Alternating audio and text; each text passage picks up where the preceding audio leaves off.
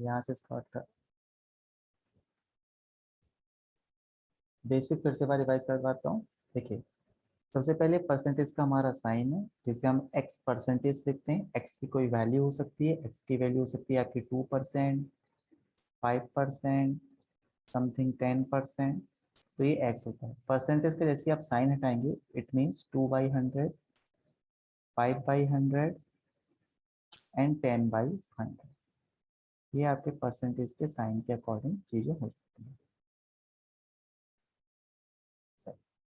अब एक परसेंटेज के साइन में आता है जहां आपसे वर्ड बोलेगा, एक तो बोलता है मोर, परसेंटेज ज्यादा, मोर, और एक परसेंटेज आती है लेस, यानी कि कम।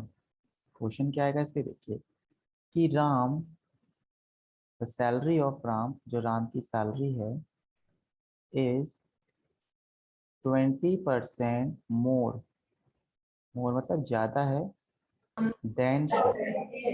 अनम्यूट करो किसी का। राम सैलरी इज 20% मोर मतलब ज्यादा है, देन श्याम, श्याम से। हिंदी थोड़ा सा लिख देता हूँ क्योंकि, चलिए, तो राम सैलरी 20% मोर। ये जो मोर और लेस आ जाता है, इसका मतलब ये नहीं कि 20% को आप लिखते हैं 20/100, यहाँ पे ये चीज रॉन्ग हो जाएगी। अगर मोर लिखा है तो आप कहेंगे 100+20/100। बिल्कुल बेसिक बात का चल रही है यहाँ पे। अगर मैं कहूँ ए बी से 30% कम है, यानी कि लेस है, तो आप कहेंगे देखिए ए 30% लेस का मतलब हो गया 100 - 30/100 बी से इंटू बी। ये बना आपका पूरा एक फॉर्मूला। तो डिपेंड ये करता है, ये परसेंटेज है, ये ए पे पुट करनी है बी पे, ये भी आपको देखना पड़ेगा क्वेश्चन के अकॉर्डिंग। कई बार क्या होता है, हमने देखा कि ए, देखिए, the salary of A 30% less than B मतलब, या बी से मीन्स हो जाएगा आपका कि बी पे परसेंटेज का फॉर्मूला लगाना है। एक तरीके से हम ये मानते हैं परसेंटेज का फॉर्मूला है 100 - 30। तो जहाँ देन आ जाए या से आ जाए, उस पर फॉर्मूला पुट करना है, ना कि ए पे करना है। मैक्सिमम टाइम क्या होता है, हम ए पे पुट करते हैं। ए की सैलरी 30% कम है, तो वो 100 - 30 किया हमने यहाँ पे, इक्वल टू बी लिख दिया। ये रॉन्ग हो जाएगा। अब इसका थोड़ा प्रैक्टिस करते हैं इसी चीज को। नेक्स्ट स्लाइड में देखिए, the salary of A, the salary of A 30% less than B. Hindi में क्या हुआ, जो ए की सैलरी है वो बी से 30% कम है, बी से, तो बी इंटू 30/100, जो भी बी की सैलरी है वॉट एवर हुई, हमने बी मान लिए, इक्वल टू ए। ये हो जाएगा आपका सिंपल सा फॉर्मूला। नेक्स्ट देखते हैं, ऐसे बेस पर क्वेश्चन स्टार्ट करते हैं। फाइल है किसी और परसेंटेज की, मुझे उठाने पड़ेंगे क्वेश्चन।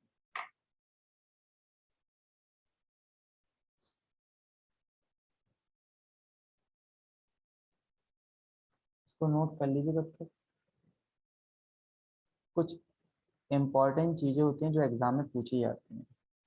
मतलब एग्जाम में पूछने से मतलब है कि अगर आपको पता होंगे तो बहुत जल्दी आप सॉल्व कर सकते हैं। जैसे आपको किसी का 40% निकालना है, सिंपली बात करता हूँ, देखिए वो होता है 40/100, और जैसे ही आप करेंगे तो 22 × 40 और 25 तो what is the value of 2/5 का मतलब ही होता है किसी का 40% करना।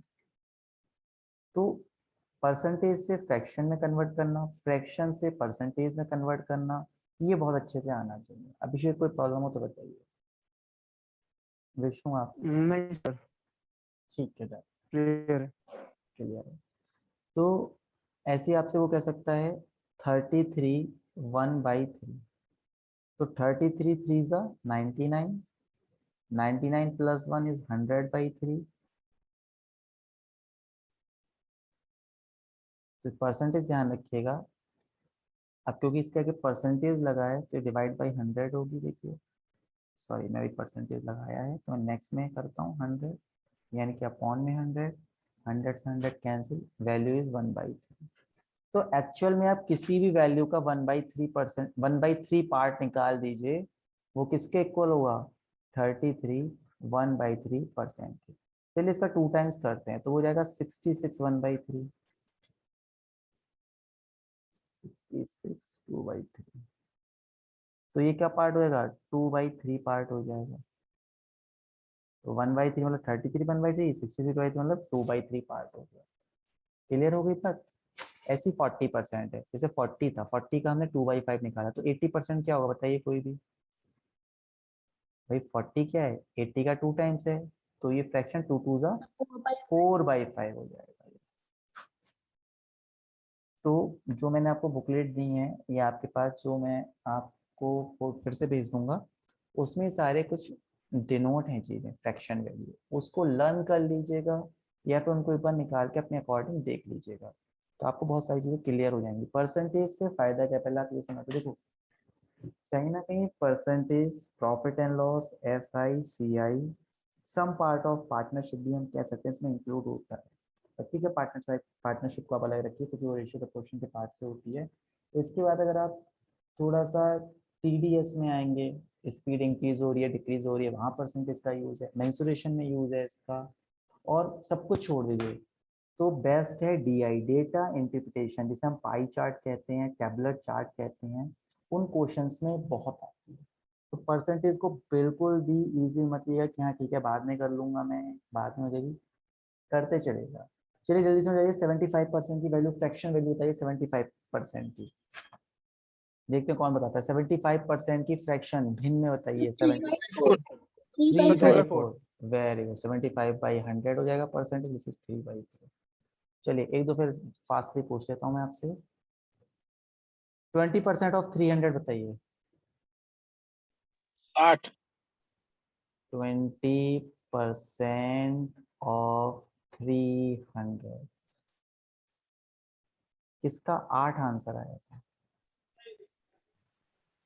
सर 60 आएगा। यस 15 आएगा, 15। सर मैंने 60 बोला, 8 नहीं बोला। अच्छा अच्छा 68। Okay okay. 20% ऑफ दिस, ठीक है। तो मेनली ये बात क्या याद रखनी है, देखिए एग्जाम टाइम में अगर आपके जो जीरो आ रहे हैं, आपको पता है जीरो डिनोमिनेटर से कैंसिल हो जाएंगे, कोई प्रॉब्लम नहीं, डायरेक्ट ऊपर वाले की मल्टीप्लाई करिए, आंसर ले लीजिए।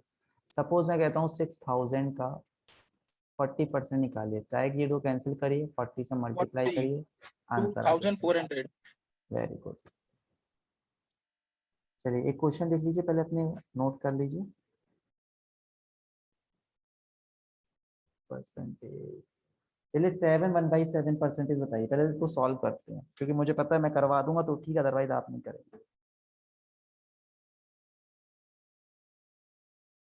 7 1/7 परसेंटेज की फ्रैक्शन वैल्यू बताइए जल्द से जल्द।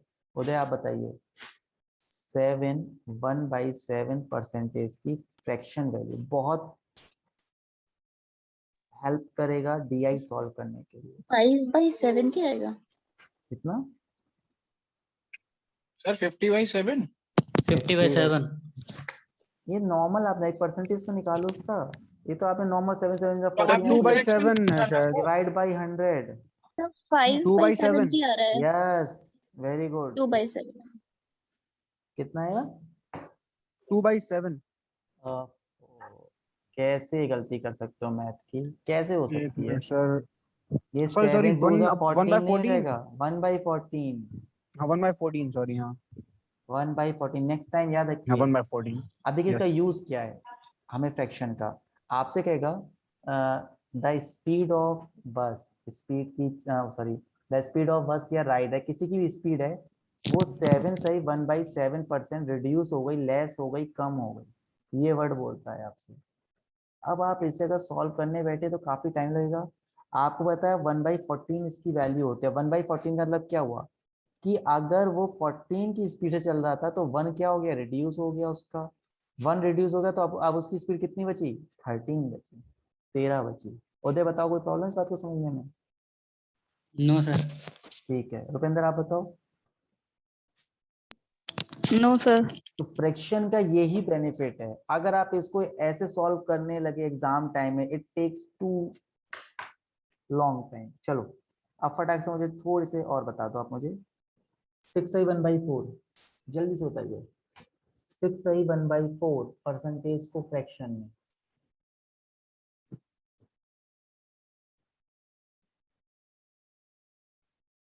1/24। 1/24 6 एंड 1/4 का 1/24 आया। बहुत बढ़िया विषय। गलत ही होगा सर। हाँ 1/16। 1/4 परसेंटेज करेंगे तो ये रहेगा 6 1/4 1/16 आएगा सर। 1/16 आया सर। 1/16 एक है। बार हाँ 16। Sir 1/16 sir. सॉरी हाँ। सर गलत। चलिए 4 एंड 1/6% बताइए फटाक से। 4 एंड 1/6%। रुपेंद्र सर सर आपसे आंसर। ये अब आएगा सर। 1/16 आएगा। हाँ 4 1/6 4 सही 1/6%। अरे और 1/24। 24 सर हाँ 1/24 हाँ आएगा। ठीक है डन। मतलब कन्वर्ट करना आपको आ चुका है, कोई जरूरी नहीं कि मैं बहुत सारा प्रैक्टिस कराऊँ आपको। अच्छा 7 आता है, 8 आता है। अच्छा 3 कन्वर्जन बहुत आते हैं एग्जाम में, 4 वो लिख लीजिएगा, चाहे करके देख लीजिए। एक तो 16 2/3।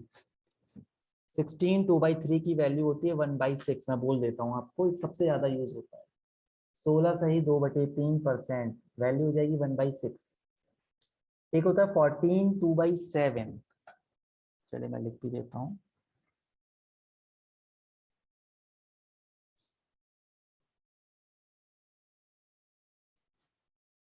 कुछ इंपॉर्टेंट जो है वो वैल्यू सिर्फ नोट कर देता हूँ। सर ये 1/7 आएगा। हाँ 1/7 आएगा। Very good.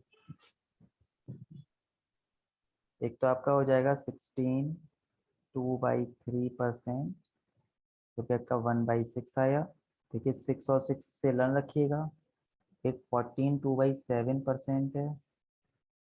तो 14 2/7 कितना आएगा मेरा? 1/7 आएगा।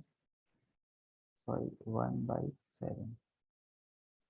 7 और 7 कुछ ना कुछ रिलेशन रहेगा। 12 1/2 बहुत यूज होता है। 12.5% भी कहते हैं, बात यानी क्या 12.5%। अगर एग्जामिनर को कंफ्यूज करना है तो 12.5 लिख देगा। अच्छा 2/7 कितना हुआ आपका? 2/7 हुआ 7 2 14। तो 6 आया। इसे हम 14.2 समथिंग भी लिख सकता है वो 14.2। यहाँ से 7 को पॉइंट लाएंगे 20 7 2 14 6 बचेगा 60 हो जाएगा 7 14.28 भी लिख सकता है 2/7 को। देख लीजिए अब देखिए 14.28 लिखा, आप कंफ्यूज रहेंगे अरे इतनी बड़ी परसेंटेज कितने दशमलव हटाऊंगा, कितने में जीरो बढ़ाऊंगा डिनोमिनेटर में। आपको छोड़ो, ये टाइम टेकिंग क्वेश्चन हो जाएगा और आप छोड़ दोगे एग्जाम टाइम में। तो ऐसा नहीं करना है, इनको पॉइंट में इनकी फ्रैक्शन वैल्यू को देख के चलना है। जब आप अपना मेंस एग्जाम दोगे तो पक्का ऐसा एक क्वेश्चन मिल सकता है। चलिए नेक्स्ट 12 1/2 कितना होता है बताइए? 1/8। इसी को मैं 12.5 भी लिख सकता हूँ आपको। नेक्स्ट होता है 11 1/9%। 11 1/9 क्या होता है? 1/9 हो जाएगा। इसके बाद 9 1/11। 9 1/11%। इसकी वैल्यू हो जाएगी 1/11। बाकी 2% 3% आपको पता ही है। 4 1/6 मैंने लिखा ही दिया था। तो 24 1/24 पार्ट आया था आपका। तो ठीक है, इतने आपके लिए सफिशिएंट है। बाकी नोट से चाहे तो ज़्यादा देख लीजिएगा। इतने सफिशिएंट है हमारे एग्जाम। इंक्रीमेंट और डिक्रीमेंट समझ में आ गया है, कब चीज इंक्रीज होगी कब चीज डिक्रीज होगी।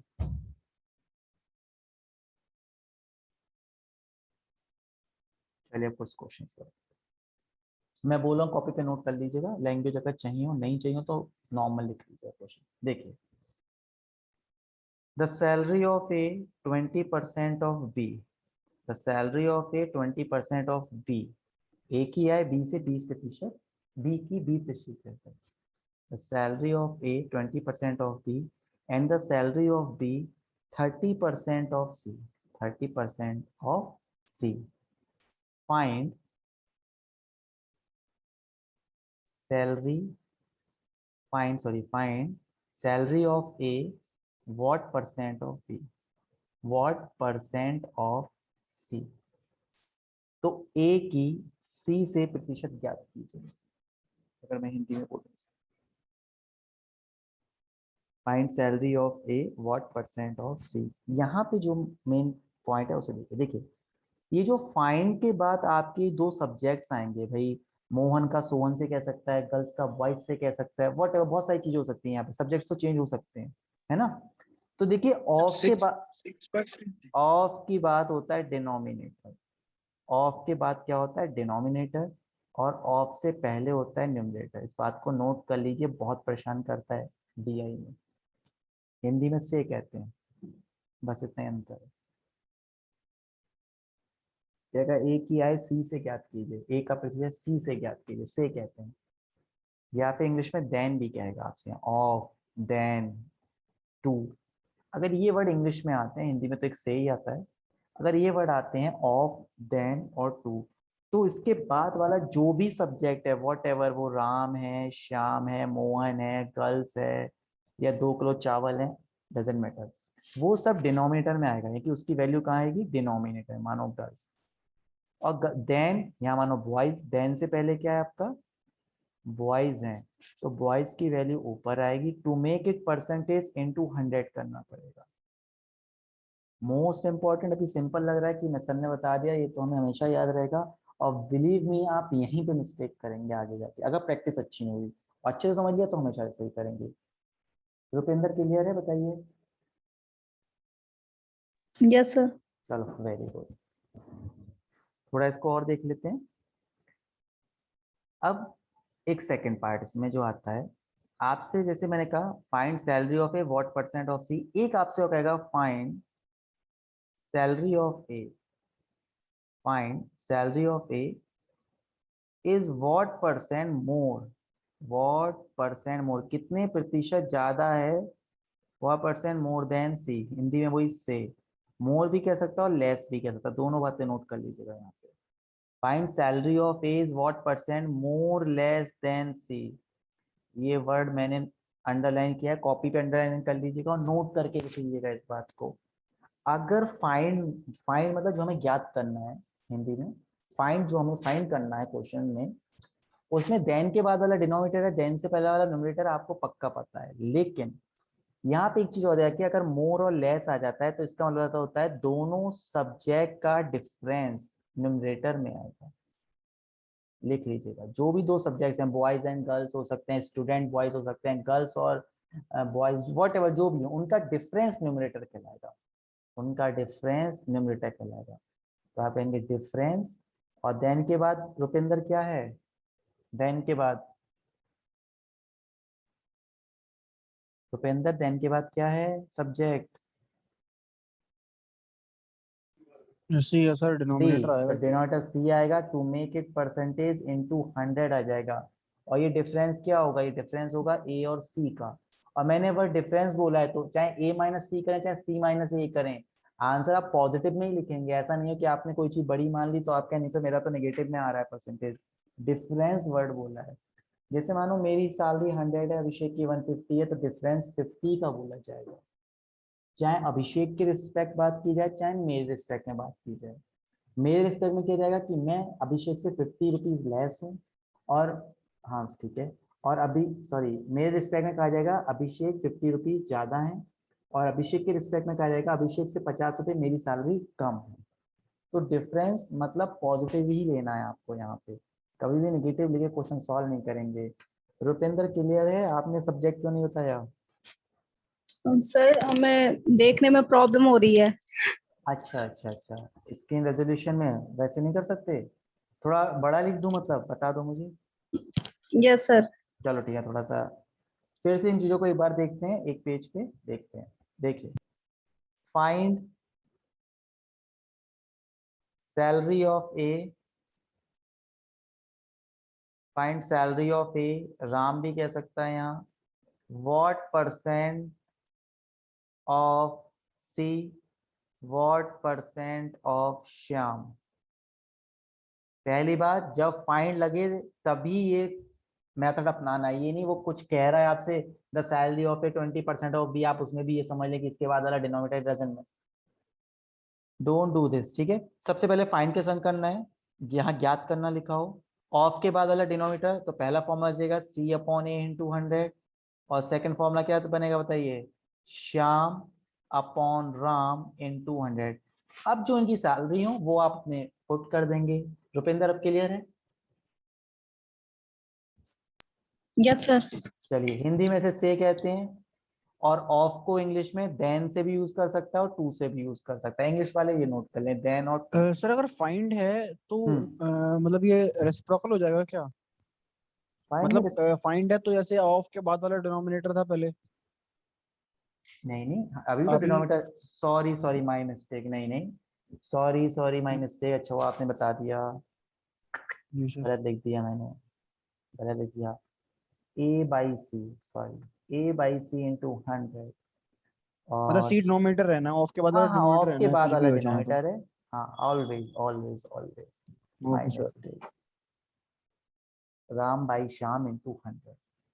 नेक्स्ट पॉइंट इसमें, अब हिंदी में शायद को कहते हैं और इंग्लिश में कहेगा इज। अब इसको थोड़ा देखिए, क्या कहेगा, फाइंड, पूरा क्वेश्चन वही है, find salary of A, what percent is C, A percent is C. इज में एक बात ध्यान रखिएगा, प्रीवियस स्लाइड में आपको दिखाता हूं, एक जगह मैंने इज ऑल लिखा है, देखिए यहाँ लिखा है इज। तो बेटा ये जो इज है ये प्रेजेंट टेंस को यहाँ डिफाइन कर रहा है। ये इज ए और सी को कौन कनेक्ट कर रहा है, देन। ए और सी को इज नहीं कनेक्ट कर रहा है, ए और सी को देन कनेक्ट कर रहा है।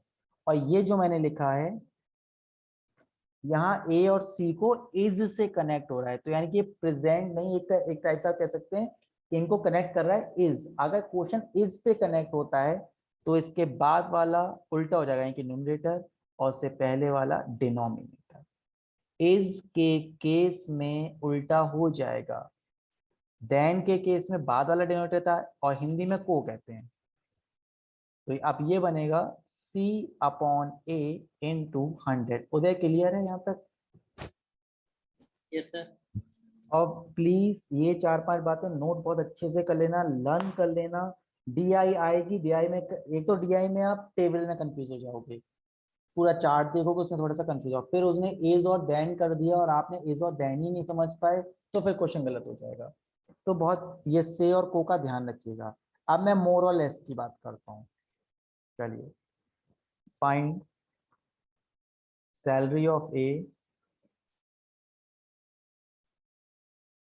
व्हाट परसेंट मोर या फिर लेस देन सी। इस केस में वही देन के बाद वाला डिनोमिनेटर होता है, डिनोमिनेटर लिख दिया।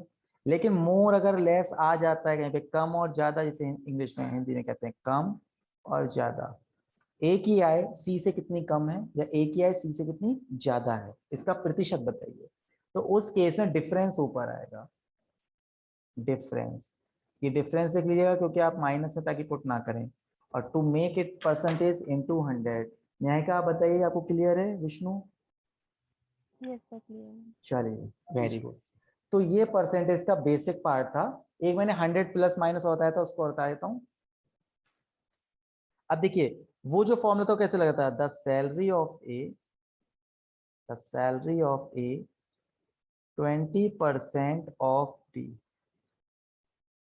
तो इन दोनों, यहाँ तो फाइंड लगा था तब ये फॉर्मूला लगाने थे, यहाँ फाइंड नहीं आपको गिवन है। तो देखिए 20% ऑफ बी, अब इस पार्ट को भूल जाइए सारा पार्ट। 20% ऑफ बी कैसे लिखते हैं, तो आप कहेंगे बी का 20%, ये तो होता है। ये वाला पार्ट पीछे का अभी मत देखिए, 20% ऑफ बी ऐसे तो निकालते हैं, 20% बी का, हिंदी में 20% बी का, तो भी आप ऐसे निकालेंगे। और वो किसके बराबर है, ए के बराबर है, तो इक्वेशन हो जाएगी बराबर इक्वल टू ए। ये बात ध्यान रखने की है, कई लोग ए के संग 20% पुट करके बराबर बी लिख देते हैं, जो कि रॉन्ग हो जाता है। तो नेक्स्ट क्वेश्चन इसी बेस एक और करते हैं। राम सर इसका सैलरी, आंसर क्या है? अभी तो मैंने न्यूमेरिकल वैल्यू बोली नहीं है, तो आंसर क्या दूं आपको? अभी तो मैं खाली क्वेश्चन मतलब कैसे आपको अपना फॉर्मूला बनाना है वो बता रहा हूँ। न्यूमेरिकल पार्ट तो बाद में, पहले फॉर्मूला अच्छा बनाना सर, सीख इसमें लो। सर ऐसे कर सकते हैं कि मतलब सी को 100 मान लें और उसके बाद निकाल लें?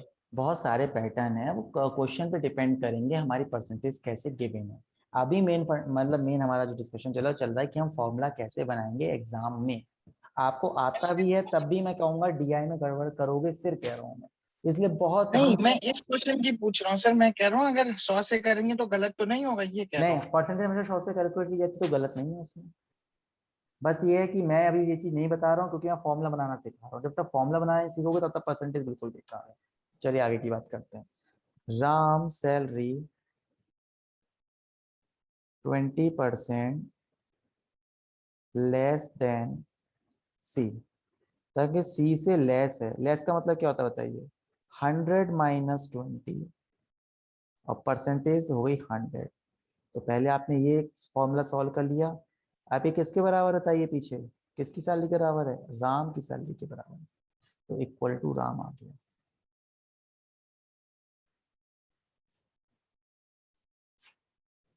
राम की आय सी से 20% कम है। सी से, तो सी के संग फॉर्मूला लगाया 100 माइनस 20 बिकॉज लेस कह रहा था। सिंपल कहता 20%, आप कहता सिंपल राम की salary, Ram salary 20% of C, Ram salary 20%, C का 20% है, राम किया है, ठीक है। तो राम बराबर सी का 20%। इन बातों में डिफरेंस याद रखिएगा। मोर कहता तो यहाँ प्लस हो जाता है। मोर का लास्ट एग्जाम्पल ले लेते हैं और यहीं पे बात फिनिश करते हैं। A is 30% more than B. तब बी से मोर है तो 100 plus 30 divide by 100 equal to A. Finish. Note कर लीजिए।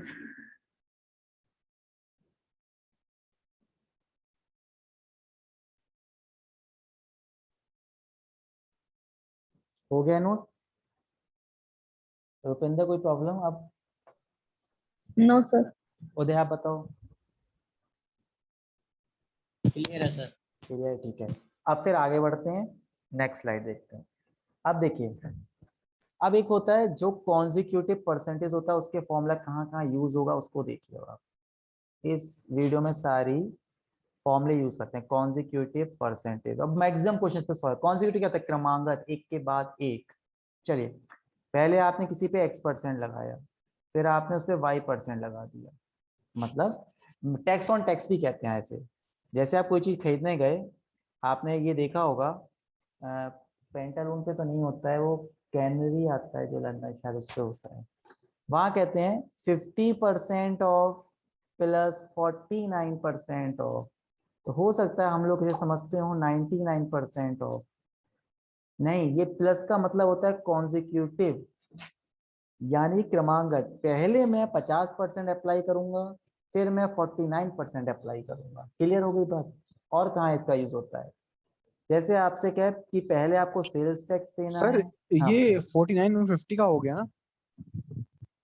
49 50, नहीं नहीं नहीं मतलब नहीं नहीं, 50% का एक मिनट। 49% और हुआ ना ना ना ना बाद ना में ना, नहीं नहीं एडिशनल। नहीं, रिमेनिंग का सपोज मेरे पास 100 रुपीज है, 50% ऑफ करूंगा तो 50 रुपीज का आर्टिकल रह जाएगा वो।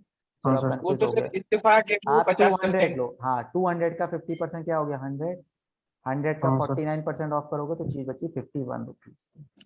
तो जो हाँ सर। 200 रुपए की आपकी थी अच्छा। सेलिंग प्राइस, वो आपका 51 हो गया, सॉरी। हाँ, सेलिंग प्राइस डिस्काउंट होके आपका ये सेलिंग प्राइस है, डिस्काउंटेड प्राइस। अच्छा, रिमेनिंग बचा 50 के बाद उससे वो रिमेनिंग निकालेंगे उसको 49%। 49। ऐसे ही हम कहते हैं सेल टैक्स लगा, फिर उसने आपसे कह दिया अब मैं वैट लगाता हूँ आप पे, तो प्लस का जहाँ साइन आता है वो कॉन्जिक्यूटिव परसेंटेज ही लगाता है। अब इसका और हम कहाँ यूज करते हैं वो देखिए। मैं कहूँ कि अभिषेक की salary was first year increase by 20%। अभिषेक की जो सैलरी या आए थे वो 20% बढ़ी। मैं इंक्रीज के लिए ऐसा साइन यूज करता हूँ एग्जाम। और नेक्स्ट ईयर अभिषेक की सैलरी 40% इंक्रीज होगा। क्लियर है बात? तो इसको भी मैं कॉन्जिक्यूटिव कहूंगा। पहले साल का इंक्रीमेंट, फिर ये दूसरे साल का इंक्रीमेंट हो गया। तो ऐसे और वो tax sir on, compound interest जैसे लगाते हैं? नहीं नहीं नहीं नहीं नहीं नहीं, हम यहाँ पे दूसरे फॉर्मूला लगा रहे हैं। तो सेल्स टैक्स, वैट का कोई क्वेश्चन है, दो टाइप के टैक्स एक ही पे लग रहे हो, किसी पर्सन की सैलरी दो बार बढ़ी हो या बड़ी हो घटी हो, कुछ भी हो, कॉन्जिक्यूटिव एक के बाद एक, पहले एक अप्लाई हुई फिर दूसरी अप्लाई होगी, कॉन्जिक्यूटिव वर्ड जहां पे भी आए शॉर्टकट लगाएंगे आप x plus y plus x y upon 100। ये फॉर्मूला नोट कर लीजिए। लिमिटेशन में बता चुका हूँ कहाँ कहाँ लगानी है आपको, ये लिमिटेशन थी। सेकेंड, अगर चीजें इंक्रीज हो रही हैं तो प्लस में होंगी और डिक्रीज हो रही हैं तो माइनस में होंगी। अगर घटेंगी, कम होंगी तो उसकी न्यूमेरिकल वैल्यू माइनस में लीजिएगा, ज्यादा होगी तो न्यूमेरिकल वैल्यू प्लस में लीजिएगा। एक बार ये फॉर्मूला पुट करके नेक्स्ट लेक्चर में दिखाऊंगा, अभी आप सिर्फ नोट कर लीजिए। चलो एक सेकंड की बात है, करा ही देता हूँ, नेक्स्ट स्लाइड में करा रहा हूँ, ठीक है। मानिए अभिषेक की सैलरी फर्स्ट ईयर 20% बढ़ी, फिर इन्हें घपला कर दिया, को जो पकड़ेगा उनकी 10% घट गई। पहली साल बढ़ी और दूसरी साल इनकी घट गई। सर मानिए की सैलरी थी 20,000 रुपये, तो 20,000 तो पहले इंक्रीज हुआ तो आप कहेंगे 120/%, और फिर क्या हो गया, डिक्रीज हो गया, यानी कि 100 माइनस 10/100, ये तो हुआ। बताइए किसी कोई प्रॉब्लम? पहली साल इनकी सैलरी बढ़ी थी तो 100 प्लस कर दी मैंने, नेक्स्ट ईयर इनकी सैलरी डिक्रीज हो गई तो मैंने क्या कर दी, 100 में से वो सैलरी इनकी माइनस कर दी। ये होती है consecutive percentage.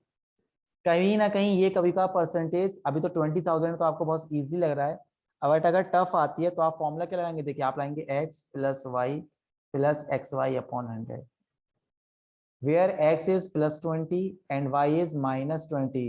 why I am telling this is -20 because is decrease, कम हो गई इस साल इनकी सैलरी, घट गई, इसलिए मैंने माइनस का 10 दिया। चलिए पुट करते हैं, प्लस का 20 माइनस का 10 प्लस का 20 minus 10 divide by 100। 20 minus 10 plus का 10 बचेगा, 20 माइनस 10 प्लस का 10/100 हो जाएगा। क्लियर है? 0 से 0 कटा, ये 1 आता है, कुछ लोग इसे 0 मान लेते हैं। 10 प्लस 1 हो गया 11%। तो टोटल सैलरी अभिषेक की कितनी बढ़ी 2 साल में? 11% बढ़ी। अब आप क्या कहेंगे, 20,000 पे डायरेक्ट ट्रिपल 100 प्लस 11 करके फॉर्मूला लगा सकते हैं, 100 प्लस 11, टोटल सैलरी 11% बढ़ी है। क्लियर हो गई बात? अगर दो कॉन्जिक्यूटिव परसेंटेज की बात होती है, यानी टैक्स ऑन टैक्स। हाँ बताइए सर आपने सर मुझे एक क्वेश्चन याद आ रहा है, शायद आपने ऐसे एक क्वेश्चन बताया था कि शुगर का कंजम्पशन इंक्रीज हो गया या उसका रेट कुछ ऐसा डाउन, वहाँ पर भी शायद फॉर्मूला लगाया था। नो, उसे हम कहते हैं बैलेंस करना, वहां पे फॉर्मूला लगे बैलेंस का। इसके बाद मैं वही फॉर्मूला डिस्कस करूंगा। ये क्लियर हो गया सबको? कोई भी डाउट कैसा भी? इस क्वेश्चन को आप इस मेथड से भी कर सकते थे और इस क्वेश्चन को इस मेथड से भी कर सकते हैं। इसमें ये भी है कि अगर ये माइनस का 10% आता, सपोज ये कैलकुलेशन +11 आई तो 100 प्लस 11 करके सॉल्व किया। सपोज ये माइनस का 10 आता तो मैं 100 माइनस 10 करके ये क्वेश्चन सॉल्व करता हूँ। जो भी आपकी ये इक्विवेलेंट परसेंटेज कहलाती है। क्या कहलाएगी? इक्विवेलेंट, दोनों की इक्विवेलेंट, एवरेज कह सकते हो तरीके से, इक्विवेलेंट या औसत परसेंटेज मिल जाएगी इन दोनों की, इस फॉर्मूले के थ्रू। कुछ भी मत सोचिए कौन सा टफ है कौन सा सिंपल है, सब क्वेश्चन डिपेंड करता है कि कौन सा फॉर्मूले से जल्दी आंसर आएगा। आप अभी मत सोचिए यार ये तो बहुत सिंपल है, 0 0 फटाफट कटेंगे, ये तो बहुत टफ लग रहा है मुझे। नहीं, ये सारी चीजें डिपेंड करेंगी क्या क्वेश्चन में न्यूमेरिकल वैल्यू करेंगे। और लास्ट, अभिषेक कोई प्रॉब्लम? रुपिंदर? नो नहीं सर। सर, प्रॉब्लम तो नहीं है, आपकी आवाज कट रही है बस थोड़ी थोड़ी। आवाज कट रही है तो आई थिंक थोड़ा सा नेटवर्क इशू हो सकता है। फिलहाल मैं इसको लेक्चर को एक बार अपलोड भी कर दूंगा, क्योंकि विष्णु ने कहा था तो मैं रिकॉर्ड करा था, बस कर ही नहीं पाता। चलिए लास्ट, अब हमारा लास्ट है, उसको देखते हैं। देखिए इसे हम कहते हैं बैलेंस परसेंटेज, मतलब सबका अपना अपना है, मैं अपने बैलेंस से याद रखता हूँ। अगर कहीं पे भी कोई चीज आपको बैलेंस करनी है तो आप शॉर्टकट यूज करेंगे x upon 100 plus minus x into 100। Balance कैसे करते हैं देखिए, मानिए कि फादर मदर जो भी आपको रुपए देते हैं आपके घर के खर्चे के लिए, वो आपको 100 रुपये पर डे देते हैं और आपका खर्चा चल जाता है, क्योंकि आजकल इन्फ्लेशन, महंगाई आती है मानिए वो जो महंगाई थी वो 20% इंक्रीज हो गई, तो आपको तो 100 रुपए में पूरा दिन काटना है, तो आप क्या करोगे, खाना तो कम करोगे अपना, या ट्रैवलिंग कॉस्ट कम करोगे, कुछ ना कुछ आपको करना है। तो क्या हुआ, इसको कहते हैं बैलेंस करना, कि उतने ही लिमिटेड अमाउंट में आपको सारी चीज करनी है। तो हम ये फॉर्मूला लगाते हैं, कैसे लगाते हैं, एक्स की वैल्यू क्या है 20% डिक्रीज, तो आप कहेंगे 20 डिक्रीज हो गई तो माइनस लगा देंगे और इंटू 100 कर देंगे, तो जाएगा 20/80 इंटू 100 4। तो आपको 25% अपना एक्सपेंसेस कम करने पड़ेंगे, तभी आपका 100 रुपए में वो दिन कट जाएगा। वीडियो ये एंड हो रही है, नेक्स्ट वीडियो में इसको फिर से रिज्वाइन करेंगे और फिर से मैं डिस्कस करूंगा इस चीज को, क्योंकि फिनिश होने वाली है कुछ ही सेकंड में।